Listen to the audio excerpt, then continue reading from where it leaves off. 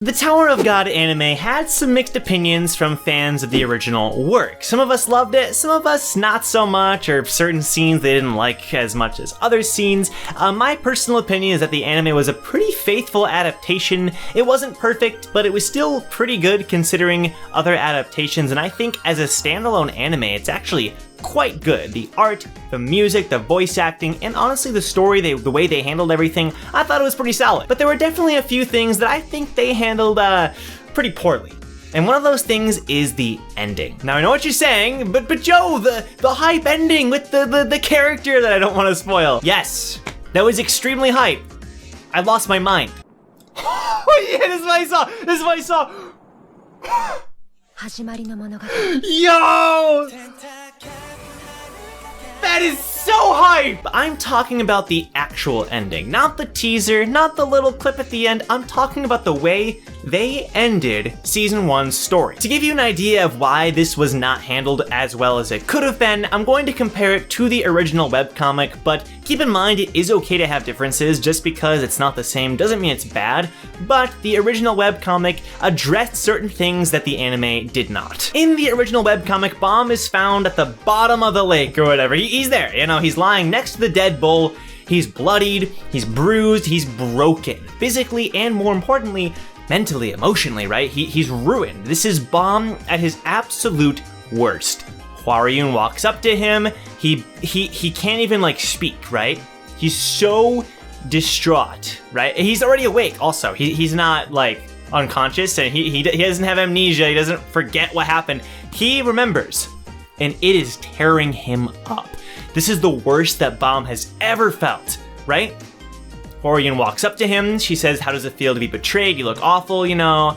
And eventually, Bomb starts breaking down. He says, why did this happen? He starts screaming and yelling out why. He wants to find out why Rachel betrayed him, right?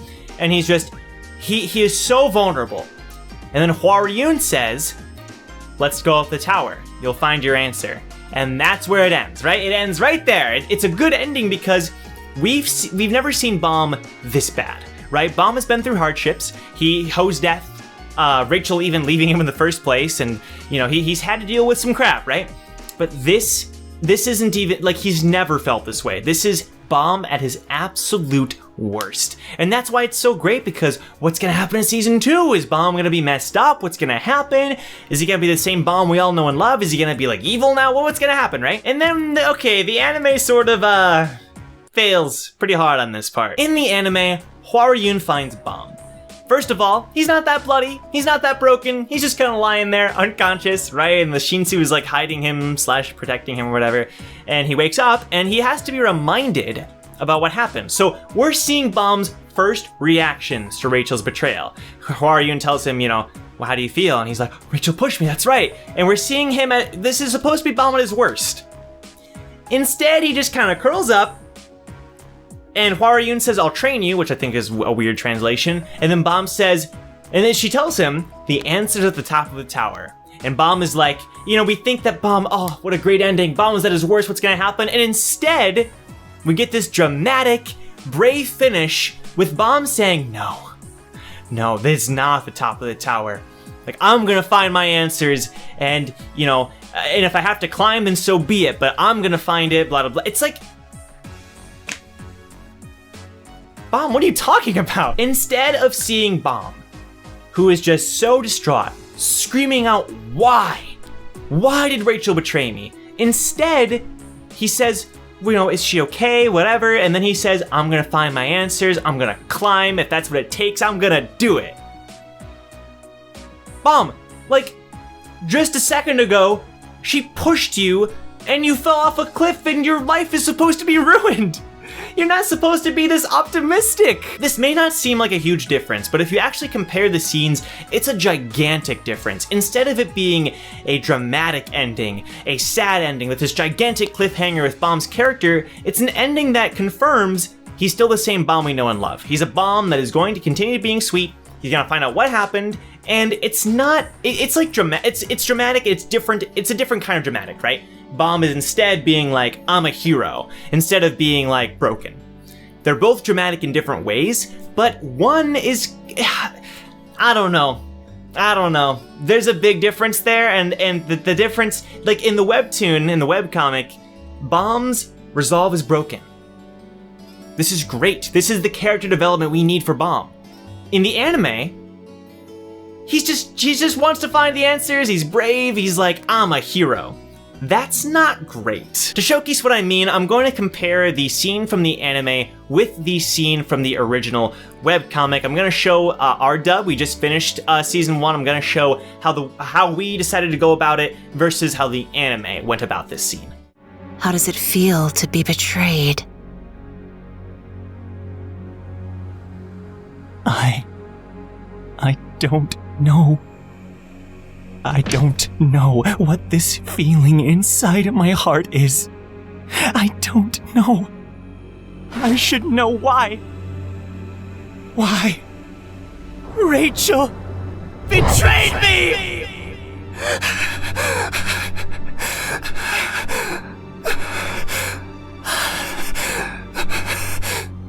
Yes, the boy will make his way up the tower. Follow me. I'll tell you. Let's go up the tower. As promised, what he wants What we all want. is waiting up there. Is up there.